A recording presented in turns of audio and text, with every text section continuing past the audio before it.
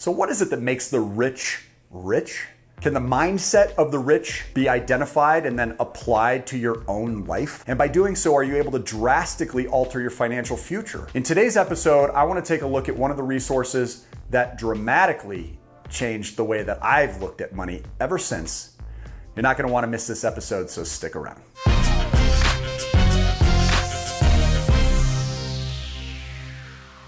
Though it's been called the #1 personal finance book of all time, selling over 32 million copies worldwide, Rich Dad, Poor Dad by Robert Kiyosaki is still a polarizing take on money. And the book dives into the mindsets and beliefs that make the rich wealthy while the poor remain poor. And this is something that Robert Kiyosaki discovered in contrasting advice between his own father, his biological dad, and the father of his best friend growing up. Now, you'd think his own father would be the one whose advice he'd end up taking, considering his father was a brilliant man. He'd finished his 4-year college undergraduate degree in under 2 years, and then he went on to obtain his master's and his PhD before rising to Hawaii's #1 position in their educational system. A quite remarkable accomplishment. Now, unfortunately, Robert's father also went on to leave his debts unpaid, and by the time he passed away, he left those for all of his heirs, his family. Now, while Robert's financial mentor, his friend's dad, became the richest man in the state of Hawaii, he left tens of millions of dollars to his family along with charities. This was done by a man who never even finished the 8th grade. So something strange obviously took place here. So we've got to get to the bottom of that. The guy that did all the right things according to society didn't end up financially successful as a result, while the guy that didn't do any of those things correctly was able to end up financially successful. And why is this? Well, according to Kiyosaki, it all came down to mindset. What was their mindset about money? In the Rich Dad, Poor Dad book, Kiyosaki goes through 6 total lessons that center around the rich mindset. And I want to be honest, some of them seem to be a luxury that only the rich can partake in. They might even seem a bit ridiculous, but this is because most of us have actually grown up with only the conventional money mindset being taught to us. So what then are these lessons? The first lesson sounds a little strange at first. The rich don't work for money. You heard that right. The rich do not work for their money. You probably get a picture of that rich, evil individual sitting there in his big leather chair. He's got countless employees doing all the work for him, and he just sits back and reaps all the benefits, right? Without ever lifting a finger. Well, that's not really what Robert is talking about here. Well, let's just put it this way.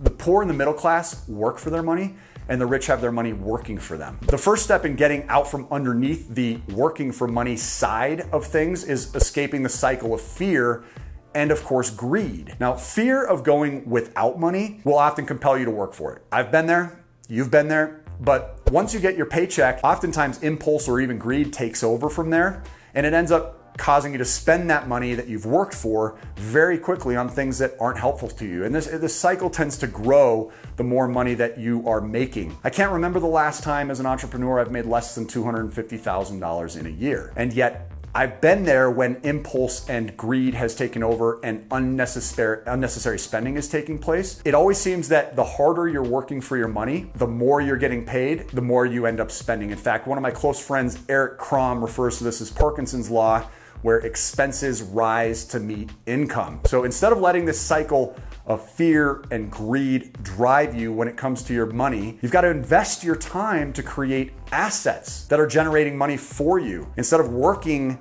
to get paid for your hourly labor and transacting your time for money, literally selling hours of your life for money, put your time into creating things that generate money on their own, even while you're sleeping. Now, most of the time, this will take time to create. This is not something that happens overnight, which is where most people fall short of their potential. Consistency, you've got to stick with it. The second lesson that Robert talks about in Rich Dad, Poor Dad is all about financial literacy. You've heard me talking about this regularly on this channel. I find it to be a complete shame that financial literacy is not taught in our schools, which means our parents are also undereducated, which means that we're not even getting the education from them in most cases. Not even the single rule Kiyosaki holds higher than any other in finance is taught in school, and that's that you must know the difference between an asset and a liability. You have to take specialty courses to gain that education in school. The fact that you should only be buying assets is never taught. The poor and the middle class generally miss out on becoming wealthy because they're usually buying liabilities.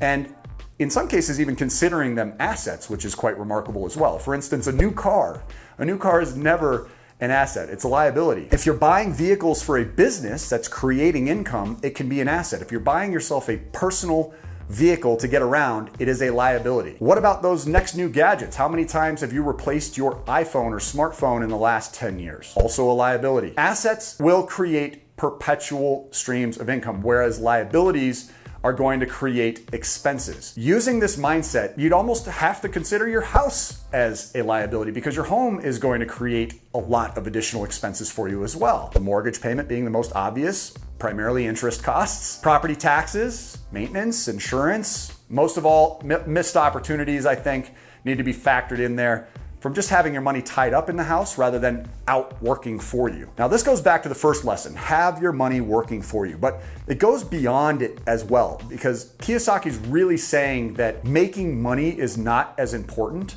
as how you spend the money that you make. Big, very important distinction. The third lesson here in this book is all about minding your own business. And no, not in the sense that you're thinking where you're telling somebody to kick rocks and mind their own business. This is all about building your own asset column along the way. If you're like most people, you're gonna spend most of your time and energy working for other people. You work, you earn a paycheck, the government takes their part, the bank takes their part, you can have your car and your house as a result, but then everything else is happening for somebody else. Instead of allowing this to be the only thing going on, you should also create your own asset column. So what is an asset column exactly? Well, it can be many different things. The end result should be that they produce cash flow for you. We're always thinking about cash flow, but this can include many different types of investments. I've seen stocks and bonds and mutual funds. I've seen rental properties producing progressive income streams. Progressive income businesses is another great example of this, et cetera, et cetera. Many different types, truly unlimited ways of creating income, especially in this day and age. So you don't necessarily need to go out and quit your job. In fact, I would recommend that you keep your job as it will substantiate much of what you want to accomplish through what you learn here on this channel along the way until some of these income streams have gone beyond just supplementing what you earn. It should really just entirely replace and potentially even exponentially overcome what you were earning originally. So mind your own business, create your own asset column, and do both at the same time while you keep your current day job if you're working for somebody now. Lesson 4 in this book dives back into financial literacy, but Robert focuses on the history of taxes in this book and the power of corporations. And I think this is really important for us to touch on here. This may drive some people crazy, but the actual fact is the rich are much, much better at understanding the tax law. We use it to our benefit. We legally avoid taxes. Middle and lower class consumers in this country end up footing the bill to old Uncle Sam. And that's just the sad fact. But the good news is we all have the same opportunities here. Everybody can do this the right way legally. And there are a couple important tax tools that the rich utilize, but none are really more important than a corporation, an entity. Individuals are going to be taxed before they go out and spend, while corporations are often taxed after our spending. Which means that we can write off things like trips as long as they're work related. We can write off automobile expenses as long as they're business related. We can write off restaurant meals and more. And obviously speaking with a tax professional about this is very important. As long as you're doing this within the law, you can basically pay taxes after you spend, whereas the poor earn and then pay their taxes, then spend. There's a little bit different order here. And just by swapping where you're paying your taxes, you can save yourself big time. In many cases, tens or even hundreds of thousands of dollars. The rich also invent money. And this is the fifth lesson that Robert talks about. And it's simply that the rich are able to find an opportunity that others may have missed. And then they can capitalize and earn on that opportunity. Most people really only know of one or two different ways of earning. And that's really, work hard, save, and borrow. Borrow for things like your home, borrow for things like cars. These are common, normal things that most of us in this country have been taught are okay. But we're really actually missing key components to money. Money is created. You can actually take the time, develop your own financial intelligence. You can harness the power of your mind, and you're able to create new assets. The rich create investments on their own, much like this business as an example. We've been providing one-on-one financial coaching for a very long time, roughly a decade and a half. But when we started this process, there was nobody doing it. We had to invent an industry. And that took a lot of studying, it took a lot of time, it took a lot of mistakes, and most of all, it required consistency. And yes, there were risks along the way, but if you're informed and you understand what you're investing in, it's never as risky as blindly rolling the dice. And if I were to compare that to my alternatives and what society told me I should be doing, whereby going out and getting a job and working for someone else and making them wealthy and working for far less than I deserve, I think that's far more risky than going out and creating a life without limits. The final lesson in Robert Kiyosaki's bestseller here is a big one, and it's work to learn. Don't work for money. This goes especially for younger people here on this channel. Make sure you aim to learn a little about a lot rather than a lot about a little. Knowing a lot about a little is perfect for a typical employee. But knowing a little about a lot of things is something that you'll find most of the rich have in common. You've got to focus on learning things like how to manage cash flow. That's why you're here on this channel. And if you have not yet become a subscriber, make sure you hit that subscribe button, because this channel is focused on maximizing cash flow. You've got to learn about systems. You should be learning about people. You should develop skills like sales. You should develop skills like communication. You should develop skills like marketing. If you're using text-based formatting in your emails, you do not have proper communication skills.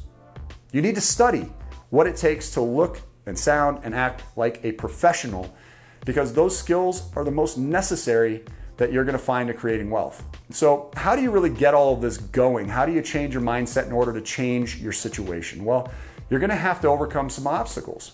And the main one that I've found along the way here is fear. Specifically the fear of losing money. Building your wealth steadily and never losing any money is not the way the rich do it. Because the fact is, you're gonna have some losses from time to time. In fact, I've lost over $60,000 on various mistakes this year alone. So you have to learn how to limit your losses. You have to eventually turn those losses into more opportunities, and you'll find you're actually on the right track by doing so. And the key is getting past that fear. We recently did a video on this subject. It's part of our WTF series, which stands for What's the Friction? So be sure to check that out. I'll put a link in the description below for you to make it easy to find. It dives into the reality of fear as an obstacle in your finances and how it can be overcome more easily. And we all need that. So what do you think of Robert Kiyosaki's Rich Dad, Poor Dad? Most of the people on this channel have read it or listened to it. Make sure if you haven't, you either download an Audible or download the written version and read it, because I'd love to hear from you in the comments section below. What were some of your biggest takeaways from that book? And make sure you check out our new upcoming video we'll be releasing here over the next week or two, talking about the differences between our philosophies here at VIP Financial Education and some of Robert Kiyosaki's philosophies in the Rich Dad, Poor Dad book, much like our Dave Ramsey versus VIP video. That video was very controversial. I gotta tell you, I have almost 700 dislikes on that video. The most disliked video here on our channel. Check that video out too. I wanna know if you like it or hate it like other people. But I will tell you that I stand behind everything that we said in that video, and I can't wait to make more videos, not just about Dave Ramsey, but about all of these folks teaching and some of our differences and similarities in terms of what we're teaching. So guys, Matthew Pillmore here again, signing off. Once again, if you're not yet a subscriber, make sure you hit that subscribe button, turn on your post notifications by hitting the bell. Also, we do offer one free coaching session to everybody on this channel. We want to give every viewer some extra guidance one-on-one based on your personal circumstances. I'm going to throw a link in the description below for you to register for that. It's under freecoachingcalendar.com, so make sure you get on the calendar. I know the waiting list has grown, so you're going to be out till next summer at this point, but at no time will your money stop mattering to you. So this is going to be a very important conversation for us to have. It is a no sales, no solicitation conversation. It does require that you have at least $500 worth of leftover cash flow.